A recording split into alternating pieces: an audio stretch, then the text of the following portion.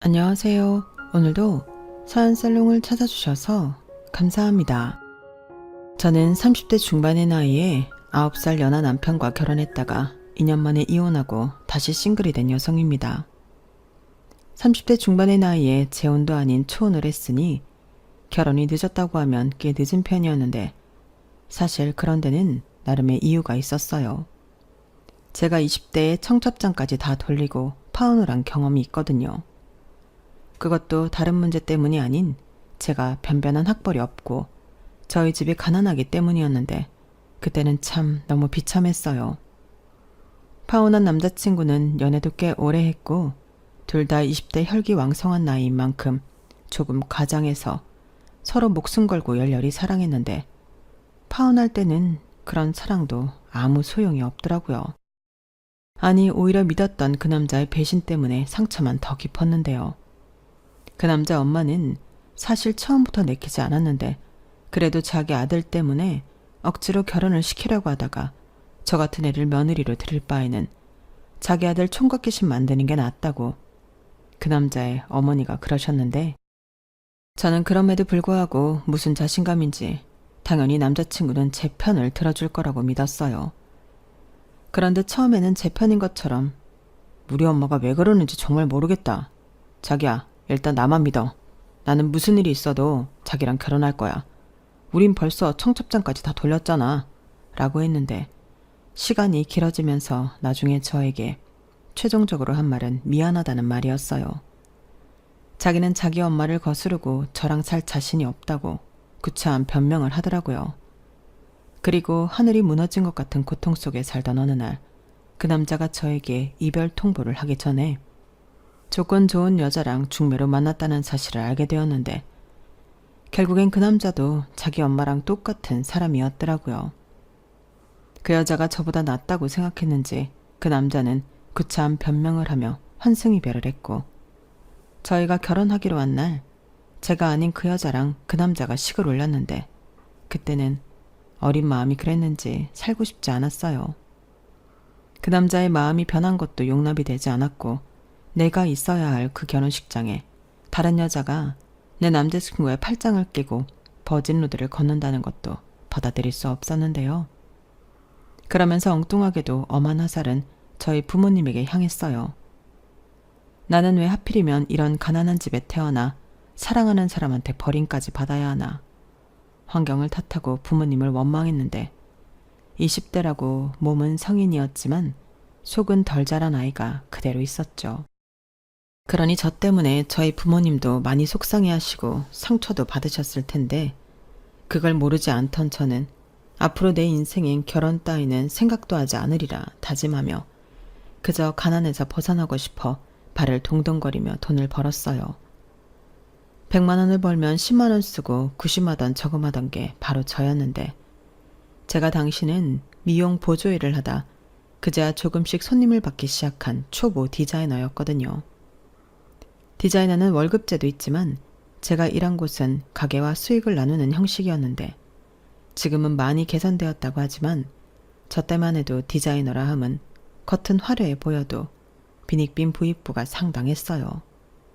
하지만 어느 누구도 내가 돈을 많이 못 번다고 그걸 티내고 싶어하는 디자이너는 없었는데 그러니 버는 것보다 쓰는 게 더 많은 사람들도 제 주변에 많았어요.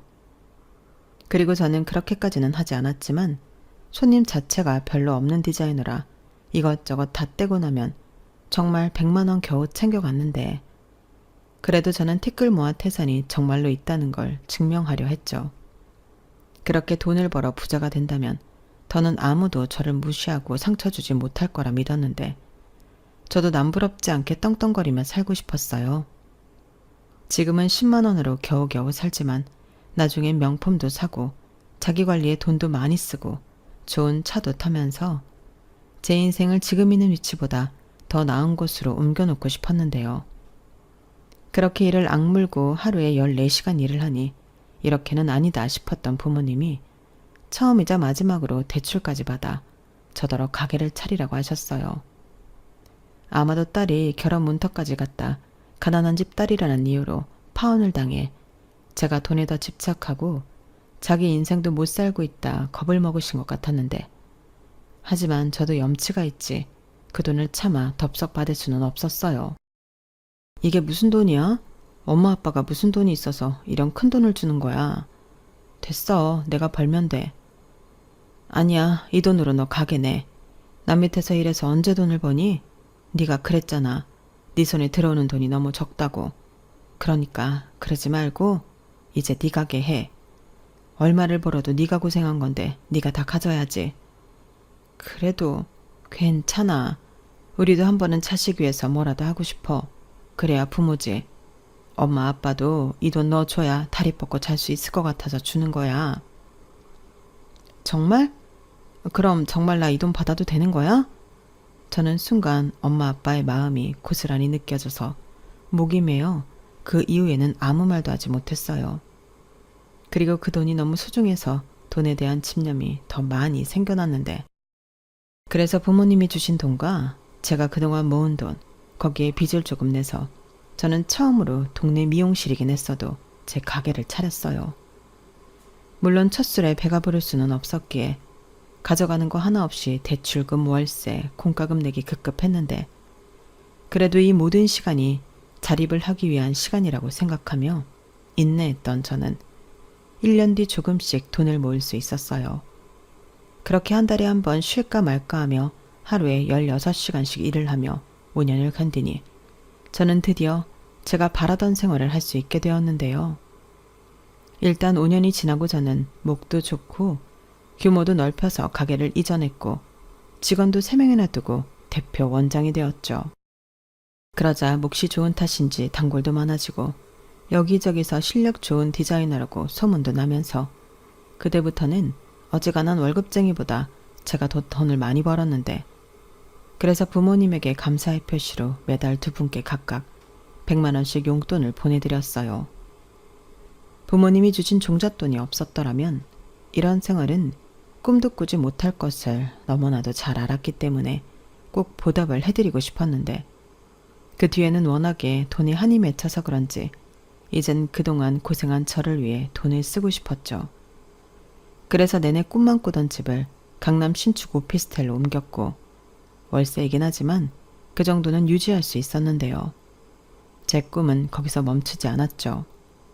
집을 바꾸니 차도 바꾸고 싶었거든요. 그것도 말로만 듣던 외제차도 리스로 뽑아 타기 시작했는데, 확실히 좋은 집에서 살고 좋은 차를 타고 다니니 삶의 만족도가 굉장히 높아지더군요.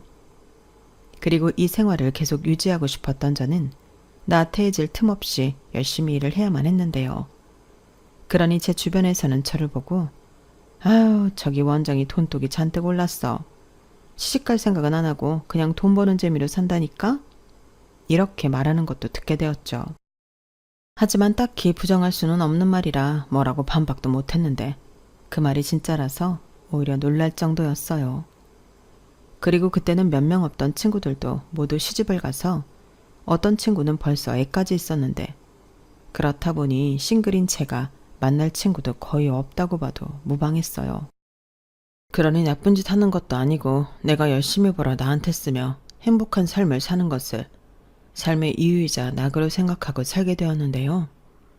솔직히 지금도 그게 뭐가 나쁜가 그런 생각을 하고 있어요.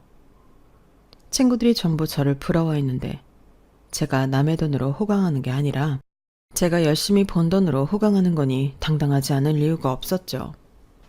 그러다 매일 늦게 퇴근해 반주를 하는 낙으로 살다 보니 살이 부쩍 찌게 되었고, 아무래도 미용 일을 하다 보니 보여지는 것도 무시할 수는 없었는데요. 그래서 더는 이렇게 방치하면 안 될 것 같아 운동을 하기로 결심했어요. 그리고 손님이 붐비는 시간대는 안 되고 평일 오전 시간에 운동을 하기로 했는데요. 처음에 무작정 헬스클럽 회원권을 끊어 무작정 운동을 하는데 살이 잘 빠지지 않더라고요. 그래서 고민 끝에 PT를 받기로 결심했고, 비용은 좀 들었지만 만족도를 위해 저는 제 자신에게 투자를 하기로 했어요. 그리고 딱 봐도 저보다 한참은 어려 보이는 트레이너의 지도를 받으며 운동을 시작했는데 신기할 정도로 효과가 있어서 놀랐다니까요. 그 후로 재미가 붙어서 저는 매일 운동을 갔고, 트레이너와 매일 만나다 보니 누나 동생 하면서 편하게 지냈는데 어려서 그런지 그 트레이너는 정말 남동생 같고 편하더라고요. 그리고 그러던 어느 날 대뜸 이 동생이 저한테 좋아한다고 고백을 했는데 그때는 너무 의외라 깜짝 놀랐어요. 그러자 제 놀란 얼굴을 보고 그 남자는 자기는 진심이라고 저한테 진지하게 결혼을 전제로 만나보자고 했는데요. 평소 같으면 됐다고 바로 거절을 했을 저였는데 그날은 그러지 못했어요. 마치 심장이 밖으로 튀어나올 것만 같이 심장이 빨리 뛰었는데 저는 정말이지 그 남자가 저를 좋아하고 있을 거라고는 상상도 해보지 못했어요. 특히 9살이나 어린 남자가 왜 나 같은 늙은 여자를 좋아하겠나 의심도 많이 했는데 시간이 지나면 지날수록 그 남자의 진심이 저한테 와닿더라고요. 그렇게 정신을 차리니 저는 9살이나 어린 남자친구를 둔 능력 있는 여자가 되어 있었는데요. 지금 생각해도 낯이 너무 뜨겁네요. 그 사랑 따위가 뭐라고 나이도 적지 않은 여자가 남자 앞에서 표정 관리도 못하며 빠졌는지 저는 또다시 그렇게 사랑이라는 감정 때문에 행복하면서도 멍청해졌어요. 그러면서 전처럼 돈 없다고 이 남자한테 차일 리는 없다며 안심했는데 그걸 또 역으로 이용당할 줄도 몰랐던 거죠. 저는 그만큼 시간이 가면 갈수록 오랜만에 하는 연애에 푹 빠졌어요. 그러다 그 남자의 본가가 지방에 있었는데 자기 어머니 생신이라고 괜찮으면 저더러 함께 내려가 인사를 드리고 오자 했는데 그때는 결혼 이야기가 나온 것도 아닌데 가슴이 철렁 하더라고요. 그래서 그건 아직 이른 것 같으니 다음에 가겠다고 좋게 거절한 적도 있었는데요. 교제하고 1년 조금 넘으니 남자친구 어머니도 제가 궁금하다고 집에 한번 왔으면 좋겠다 하신다는 말을 듣게 되었어요. 사실 그때도 부담스러운 건 마찬가지였는데 또 한편으로는 단순히 인사만 오라고 한 일에 제가 너무 오버하는 건 아닌가 싶은 마음도 들더군요. 상대는 결혼 생각도 없는데 저만 지레짐작해 결혼 생각은 없다 하는 것 같아 민망해졌어요. 그래서 그때는 알겠다고 인사를 드리러 가자 하고 당일이 되었는데 매일 편한 복장만 보다 잘 차려진 그 남자의 모습에 저는 한 번 더 심쿵하게 되었어요. 아무래도 키도 크고 몸도 좋은데 잘 차려입기까지 하니 사람이 완전히 달라 보이더라고요. 그리고 그렇게 모처럼 저도 가게에 휴가를 내고 남자친구와 드라이브 겸 남자친구 본가에 가서 인사를 드렸는데 제가 9살이나 많다는 걸 아신다는 부모님은 걱정과 달리 저를 참 예뻐해 주셨어요. 자기 아들 만나줘서 고맙다. 생각보다 제가 관리를 잘해서 동안이라 당신 아들이랑 나이 차이가 나는 줄도 모르겠다 등 저를 신경 써주시는 말씀도 잊지 않고 해주셨는데요. 그러다 덜컥 남자친구 어머니가 그러셨어요. 둘이 교제한 지도 1년 넘었으면 시간 끌 필요 없이 결혼까지 생각해봐. 나는 둘이 같이 있는 모습을 봐서 그런지 둘이 빨리 결혼했으면 좋겠네? 당신은 어때? 우리 예비 며느리 참 곱지? 미용 일을 해서 그런가? 아주 멋쟁이야. 나도 염색이라도 좀 하고 올걸. 이렇게 말씀하시는데 저는 깜짝 놀랐어요.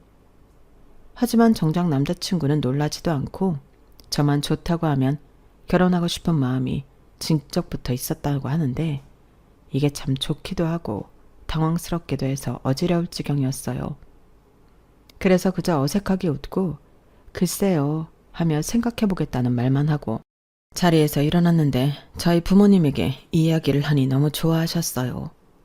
그러게 배필은 다 있는 거라고 하시며 저더러 망설일 필요 없으니 결혼을 하라고 하셨는데 저는 어떻게 해야 할지 고민이 많았어요. 지금이야 콩깍지가 씌어서 9살 나이 차이도 별게 아니라고 생각하겠지만 결혼 후엔 서로 안 이쁜 구석도 보고 그럴 텐데 저는 자신이 없더라고요. 하지만 이젠 다 글렀다 생각했던 딸이 결혼할 수도 있다는 희망에 부모님은 너무 좋아하셨고 당신들도 제 어린 남자친구를 한번 보고 싶다며 집에 초대하셨는데 남자친구가 이 말을 듣고 너무 가고 싶다고 어린아이처럼 방방 뛰었어요. 그래서 우리 부모님 보여주는 거야 상관없겠지 싶은 마음에 저는 남자친구를 데리고 집에 갔는데요. 저희 부모님이 그렇게 활짝 웃는 모습을 그날 처음 봤어요. 그때 왜 그리 마음이 심란하던지. 저는 다 잊고 돈 버느라 정신없이 살았는데 우리 부모님은 내 파온 후 딸이 이대로 혼자 늙어 죽을지도 모른다는 걱정 속에 살았구나. 몰랐던 부모님의 마음을 알게 되었어요. 그때는 저도 마음이 많이 속상했어요. 결혼 그게 뭐라고.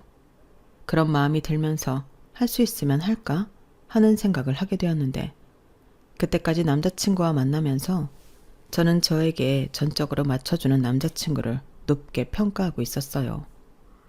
나이는 어리지만 누구보다 배려심 깊고 말도 예쁘게 하는 남자친구가 귀여운 구석도 많지만 저보다 더 어른스러운 구석도 많다 생각했는데 그런 남편을 갖는 것도 꽤 행복할 것 같았어요. 생각을 바꾸니 마음도 따라 그렇게 변하더라고요. 그리하여 저희는 양가에 인사도 드렸겠다.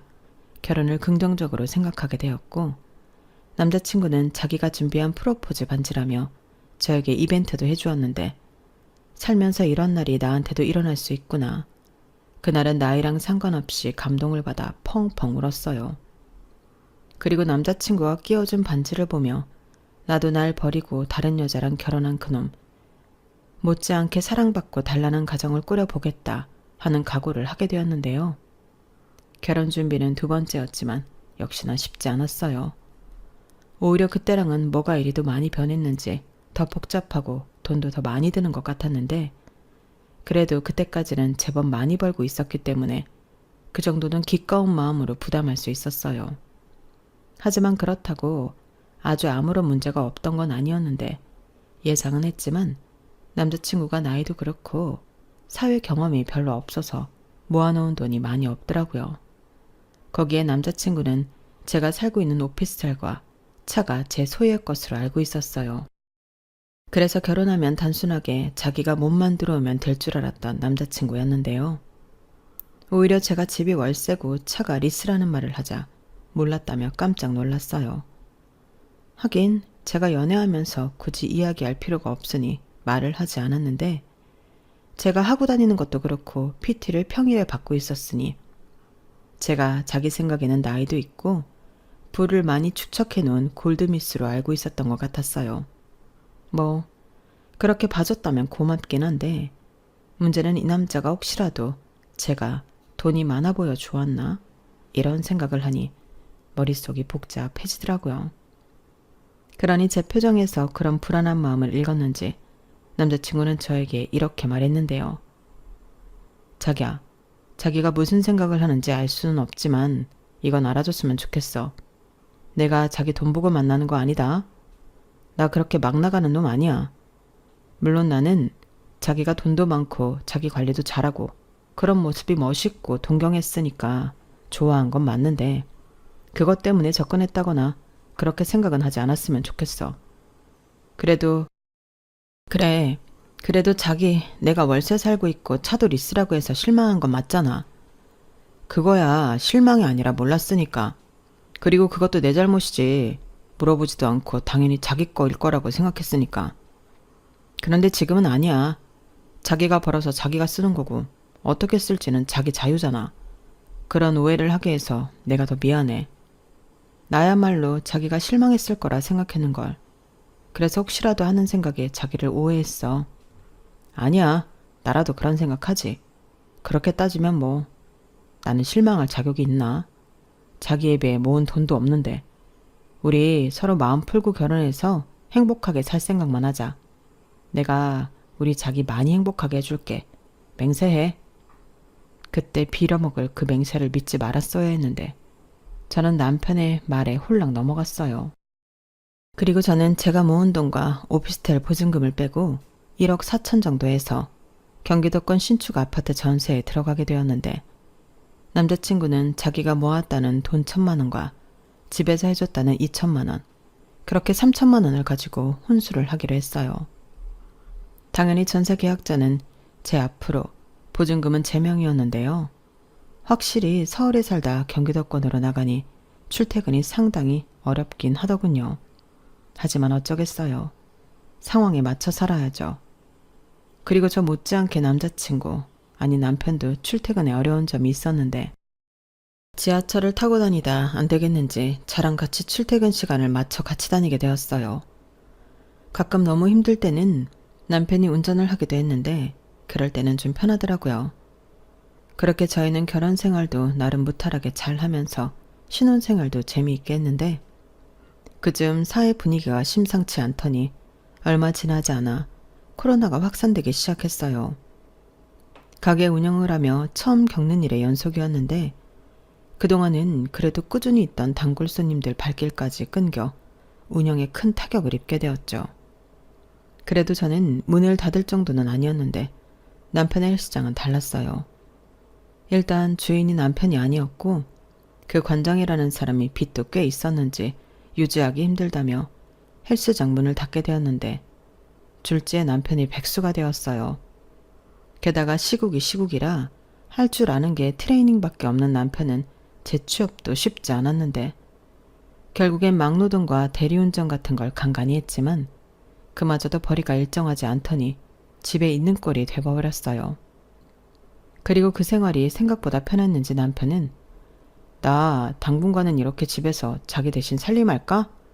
우리 아직 애기 계획도 없고 큰돈 들어갈 일 없으니까 나 하나 집에 있어도 괜찮을 것 같은데 대신 내가 자기 집에 오면 손 하나 까딱하지 않고 편하게 쉴 수 있게 할게 라고 전업주부가 되겠다는 헛소리를 하기 시작했는데 저는 싫다고 했어요. 자기야, 일단 상황이 나쁘다는 건 알겠어. 그래도 자기 나이도 젊고 이대로 집에서 살림만 하기엔 아깝지. 그러지 말고 쉬엄쉬엄 일 찾아봐. 저는 일부러 남편이 기분 나빠할까 최대한 조심하며 말을 했는데 이것도 지금 생각하면 너무 웃긴 것 같아요. 눈치는 제가 아니라 백수인 그놈이 봐야 하는데 제가 백수 남편 기분 상할까 신경을 쓰고 있었으니까요. 아무튼 그때는 그렇게 이야기가 일단락 되었고 저는 옆에서 쪼지는 않았어도 남편이 하루빨리 재취업에 성공하길 바랬는데 어째 남편에게서는 취업을 하겠다는 의지가 전혀 보이지 않더군요. 게다가 살림은커녕 집에서 게임만 하는 남편의 모습이었는데 제가 늦은 시간 퇴근하고 집에 들어가면 남편은 설거지도 하지 않아 싱크대에 라면 먹은 것이며 이것저것 설거지거리가 한가득 쌓여 있었어요. 그리고 트레이너로 몸 관리에 신경 쓰던 모습은 어디로 가고 배만 볼록 나오는 등 한심하기 짝이 없었는데 내가 남편을 데리고 사는 건지 큰아들을 데리고 사는 건지 분간이 안 되더라고요. 가뜩이나 가게도 예전처럼 되지 않아 스트레스를 받고 있었는데 집에 오면 남편이 저러고 있으니 저는 더 열받을 수밖에 없었고 그 즈음부터는 전에 하지 않았던 부부싸움도 많이 하게 되었는데 남편은 마치 저를 잔소리 심한 엄마로 아는 것 같았죠. 그렇게 조금씩 삑다선을 타기 시작한 남편은 심지어 저에게 장을 봐놓고 가라, 배고프니 배달을 시켜줘라 등등 요구사항이 많아졌는데 제가 자꾸 그런 요구사항을 들어주면 일자리를 더 찾지 않게 될까 싶어 저는 남편의 요구사항을 들어주지 않았어요. 그러자 이 어린 놈의 남편이 자기 집에 전화해 엄마 나 10만 원만 나 반찬 좀 보내줘 이런 정신나간 말을 한 것 같았고 시어머님은 자기 아들이 직장에서 잘려 실업자 신세라는 걸 알고 계셨지만 그런 아들이 안쓰럽다며 저더러 신경을 더 써줘라 하셨는데 황당했죠. 자고로 남자는 집에서 기를 펴고 살아야 나가서도 기를 펴고 하는 일마다 잘 된다. 내 아들 집에서 논다고 구박하지 마. 그럼 못 쓴다. 그리고 우리 아들 쉬는 김에 집에 갔다 왔다 편하게 하게 네가 타는 차도 좀 주고. 너는 지하철 타고 다니면 되잖아. 요즘 손님도 가게에 별로 없다며. 그럼 쉬엄쉬엄 대중교통 타도 되겠네. 이렇게 말씀하셨는데 순간 내가 무슨 말을 들은 건가. 저는 제 귀를 의심했어요. 그리고 이내 제정신을 차린 저는 차를 일하는 사람이 타고 다녀야지 집에서 노는 사람이 왜 필요하냐고 남편이야말로 버스를 타던 기차를 타던 대중교통을 이용해야 하지 않겠냐고 말을 했는데 시어머니가 어디서 배워먹은 버르장머리냐고 남편이 어리다고 막 먹더니 이젠 시어머니도 웃음냐고 화를 내셨는데 저는 그런 상황이 짜증나고 싫었어요. 일단 남편부터가 정신을 못 차리니 이런 문제가 계속된다는 생각을 지울 수가 없었는데, 그러다 또 뭔 수로 알았는지 제가 친정에 돈을 보내드리고 있다는 사실에 남편이 혼자 뒤집어졌어요. 그때 당시는 시국 탓에 수입이 들어 친정에 50만 원씩 100만 원을 매달 보내드리고 있었는데, 제 통장을 뒤진 건지 제 아이디로 인터넷 조회를 해본 건지 왜 시댁이랑 친정을 차별하냐고 아주 입에 개거품을 물더라고요. 그러면서 자기 집에도 똑같이 100만 원을 매달 입금하라고 저에게 명령까지 했는데, 저도 그때 이성의 끈이 뚝 하고 끊어졌어요. 내가 번 돈으로 우리 부모 용돈 챙겨드리는데 네가 뭔 참견을 하냐. 저도 사납게 쏘아붙였는데, 저는 남편이 자존심이 상할 것을 알고 있었지만 일부러 그럼 너도 벌어서 용돈 보내드려 라고 남편 속을 긁었는데, 그렇게라도 남편이 자극을 받거나 제가 저희 부모한테 용돈 드리는 걸 문제 삼지 않길 바랬어요. 하지만 남편은 지금 자기 백수라고 무시하는 거냐며 더욱 열폭하기 시작했고, 자기는 지금 자기 집에 돈을 안 보내줘서 뭐라고 하는 게 아니라 왜 양가를 차별하냐고 저에게 불만을 얘기한 거라고 했는데, 그러면서 한다는 말이 정말 어이가 없었어요. 우리 결혼할 때 장인 장모님은 한 푼도 안 보태셨잖아. 대신 우리 집에서는 2천만 원이나 보탰어. 그럼 용돈을 들여도 우리 부모한테 줘야지. 왜 엄한 사람들이 돈을 받아? 이렇게 말했는데, 하마터면 그 동그란 뒤통수를 3개 칠 뻔했죠. 그래서 저도 지지 않고 말했어요. 두분 뭐 입이 없나요? 말 잘했다. 그럼 우리 하나하나 다 따져볼까? 그래서 자기는 자기 1,000만 원, 부모님이 2천만 원에서 3천 가지고 왔지. 근데 나는 모아놓은 거랑 보증금 빼서 1억 4천 가져왔어. 그리고 내 가게 차릴 때 우리 부모님이 5천만 원 해줬고, 그걸 기본으로 지금 가게가 있는 거야. 그런데 내가 지금 우리 부모님이 우리 결혼할 때 돈 안 보탰다고 시댁만 챙기는 게 맞아? 어디서 돈이 나왔건 내가 자기보다 1억 1천만 원 더 가져온 건 사실이잖아. 그거야. 그렇지만 내가 나이도 어리고 월급도 적어서 모은 돈이 그것뿐인 걸 어떡해. 아무튼 나도 서운해. 내 부모만 불쌍하잖아. 요즘 경기도 나빠져서 힘든데. 저는 남편의 말에 웃음이 나왔어요. 경기가 나빠져서 힘든 건 저도 마찬가지인데, 남편은 제 돈을 갖다 쓸 줄만 알지 제가 힘들 거라는 생각은 전혀 하지 못하는 것 같았거든요. 그리고 이 결혼도 제가 하고 싶어 매달린 게 아니고 지가 모은 돈도 없으면서 저 아니면 안 된다고 매달려 한 결혼인데, 내가 왜 이제 와서 이런 말을 듣고 있나. 남편에게 실망이 이만저만이 아니었어요. 그리고 그때 깨달았죠.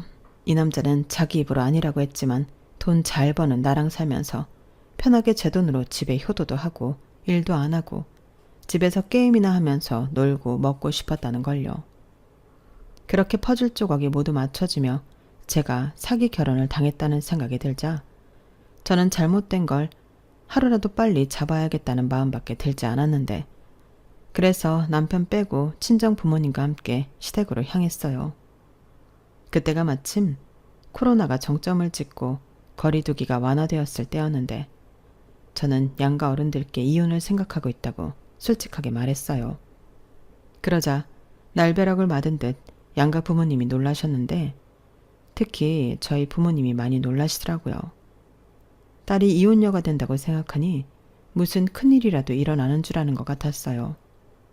그러니 그 모습을 보고 당황했다가 의기양양해진 시어머니는 팔짱까지 끼며 요거 봐라 하는 듯 저를 쳐다보셨는데, 이게 다 제가 속물이라 그렇다고 하시더군요. 사돈분들은 기분이 나쁘시겠지만 딸을 아주 예의도 모르고 이기적으로 키우셨습니다. 지금 우리 아들이 직장 잃고 돈도 못 벌어오니 얘가 이혼 소리를 하는 거죠. 전에 제가 아무리 나이 어린 남편이라도 남편은 남편이니 잘 해주라고 했는데 싫다고 했어요. 어머니, 제가 언제요? 그거야 제가 타는 차를 남편에게 주라고 하니까 싫다고 한 거죠. 걔가 집에서 노는데 왜 차가 필요해요? 뭐? 걔? 너 지금 내 아들을 내 앞에서 걔라고 했니? 아유, 사돈 죄송합니다. 너 빨리 사과 안 드려? 아무리 나이가 어려도 그렇지 정서방이 네 동생이야? 엄마도 좀 가만히 있어. 걔가 지금 집에서 남편 노릇을 하는 줄 알아? 누가 보면 내가 어릴 때 사고쳐서 낳은 큰아들인 줄 알아. 밤새 게임하고 오후 늦게까지 쳐 자고 지 배고프면 남 일하는데 전화해서 배달시켜달라고 하고 일할 생각은 눈꼽만큼도 없다니까. 나도 가장 노릇하라고 하고 어떡하든 직업 알아보고 다니고 하면 이렇게 무시하진 않아. 내가 뭐 다 큰 남의 집 아들 대신 키우려고 결혼했어? 그래서 뭐 정말로 이혼이라도 하겠다는 거야? 너 내 아들 버릴 거면 제대로 돈 해주고 버려라. 설마 내 아들 몸만 내쫓겠다는 더러운 심보는 아니지? 너 진짜 그런 거면 나 안 참아? 안 참으시면 어쩔 건데요. 어머님이야말로 아들한테 집에서 그렇게 놀지만 말고 뭐라도 좀 하라고 하셔야죠. 애당초 어머니도 아들한테 싫은 소리 할 생각 없으시잖아요. 그럼 뭐 가운데서 저만 죽어요? 저 싸가지 보십시오. 죄송합니다, 사돈. 너 정말 왜 그래? 너 이런 모습 우리한테 보여주려고 여기 같이 가자고 했어? 저런 모습을 보고 딸이 시집 잘못 왔다는 거 알라고. 근데 엄마는 지금 누구 편이야? 엄마야말로 왜 이래? 그래, 그건 우리 딸 말이 맞지. 당신은 누구 엄마야? 나도 내 딸 혼자 고생하는 거 마음에 안 들었어. 아무리 나이가 어려도 남편이고 가정이면 책임을 져야지. 집에서 그게 뭐야? 지원이 너 마음 굳힌 거면 아빠는 찬성이다. 바깥사돈, 진심이세요? 지원이 이제 내일 모레면 40이에요. 그런데 이혼을 시킨다고요? 40이면 어떻고 50이면 어떻습니까? 제 눈에는 아직 젊고 어린애예요. 내 딸이 뭐가 하셔? 대개 아들을 건사합니까? 사돈도 아들 그렇게 키우지 마십시오. 어머, 기가 막혀. 지금 아들 가진 부모한테 큰소리 치시는 거예요? 딸이 싸가지 없는 건 다 이유가 있었네. 나는 나이가 많으니까 이해심이라도 많을 줄 알고 결혼시켰더니 돈도 쥐뿔 별로 없고 속도 좁네. 뭐라고요? 그날 제 잘못인지 모르겠지만 양가 부모님 사이에는 불꽃이 튀겼어요. 그리고 저는 처음으로 저희 엄마에게 실망해 서운한 마음이 생겼고 그렇게 상황은 별로였지만 제 의사는 제대로 전달하고 올 수 있었는데요.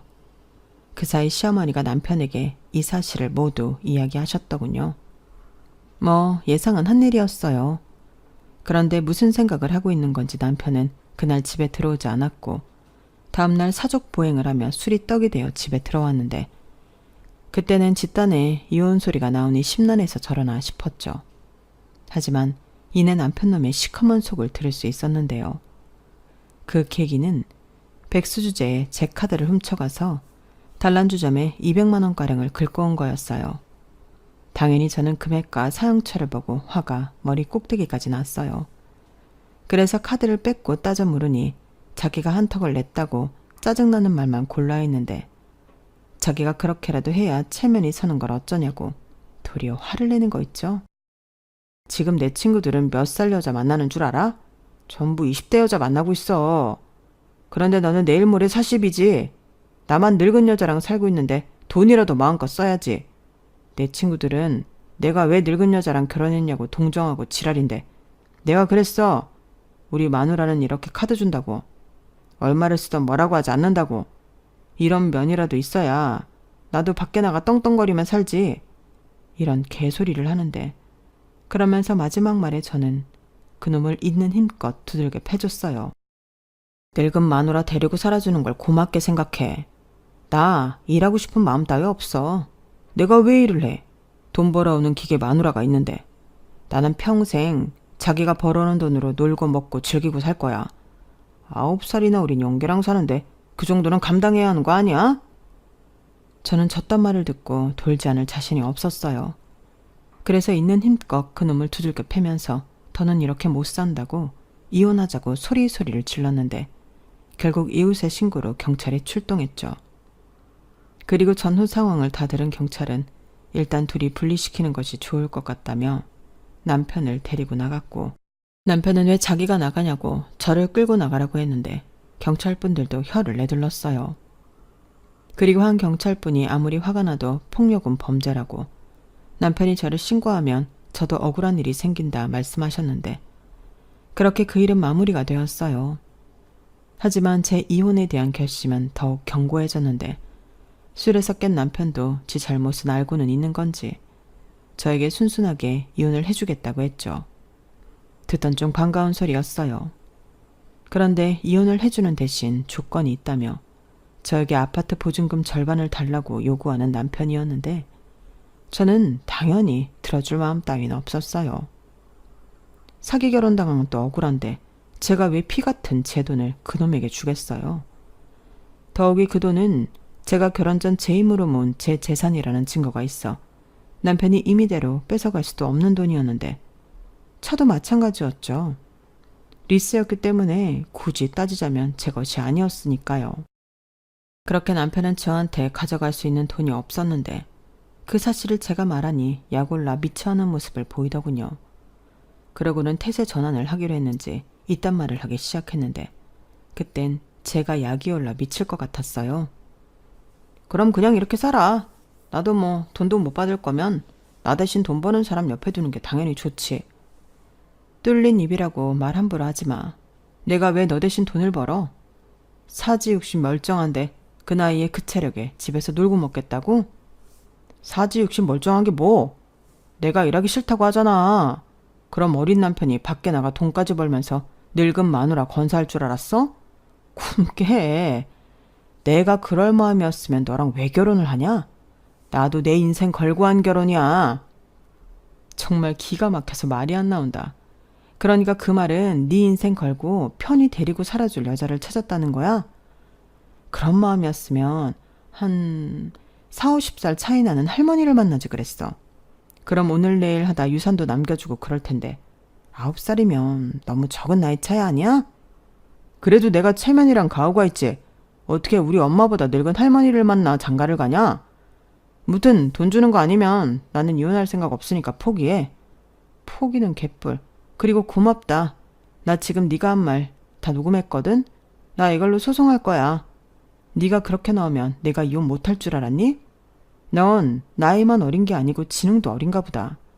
기다려. 곧 니네 집으로 이혼 소장 갈 거니까. 그리고 내 집에서는 하루빨리 꺼져줄래?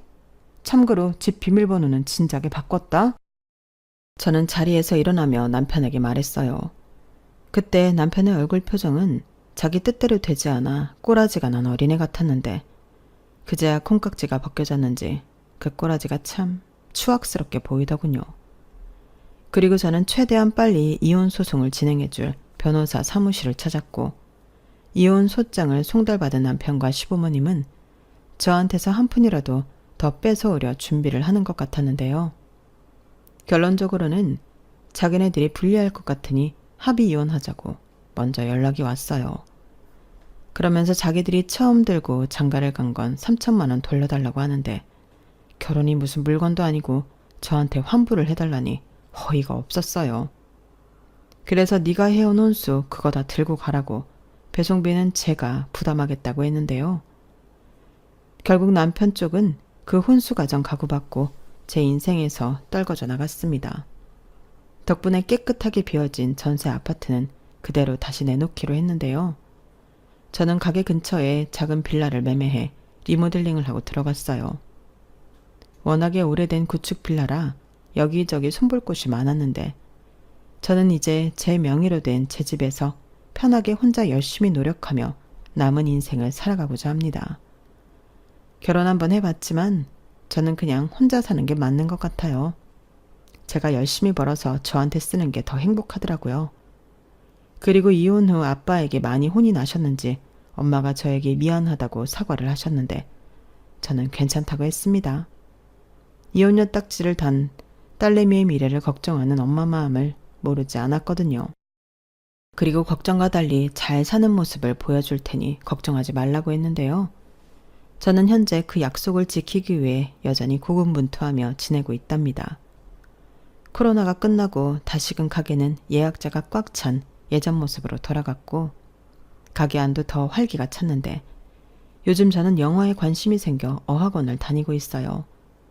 언젠가는 해외에 나가 더 많은 경험을 하고 싶은 꿈이 있는데 그날을 손꼽아 기다리며 계속해서 나이와 상관없이 발전하는 인생을 살고 싶은 마음입니다. 역시 사람은 꿈과 목표가 있어야 그 인생이 더욱 재미있어지는 것 같아요. 비록 남들처럼 결혼해서 예쁜 가정을 꾸리는 그런 인생은 살지 못했지만 저는 저대로 다른 꿈을 펼치며 저만의 행복한 인생을 만들어 가려고요. 어떻게 살든 누구랑 살든 아니면 씩씩하게 혼자 살든 건강 잘 챙기고 저만 행복하게 살면 되는 거잖아요. 저는 그렇게 생각하고 오늘도 내일도 힘내서 열심히 살아가겠다는 의지를 전하며 이만 길었던 사연을 마무리하도록 하겠습니다. 사연은 처음 써보는데 쓸 때는 어려웠지만 다 쓰고 나니 생각도 정리가 되고 좋은 점이 많은 것 같아요. 물론 이런 사연을 쓸 일 없이 행복하게 살면 더할 나위 없이 좋겠지만 어떻게 인생이 마냥 좋기만 하겠어요. 그러니 변덕스러운 날씨가 지나가고 맑은 날이 찾아오듯 우리네 인생도 슬프고 힘들고 괴로운 날이 지나 행복한 날이 찾아오는 거죠. 그리고 그럴 때마다 더 나은 모습으로 지혜롭게 살 수 있다면 그 인생이야말로 참 멋진 인생이 아닐까 싶은 마음인데요. 아직 많은 날을 살진 않았지만 지나온 날보다 살아갈 날이 더 행복하고 멋진 인생일 거라 믿으며 저는 이만 마지막 인사를 드리겠습니다. 그럼 지금까지 긴 사연 끝까지 함께 해주셔서 감사드리고요. 오늘도 내일도 여러분들의 건강하고 행복한 인생을 응원하며 안녕히 계세요. 여러분, 사연 댓글에 응원과 현명한 조언 부탁드려요. 좋아요와 구독은 저에게 큰 힘이 됩니다. 오늘도 좋은 일 가득하세요.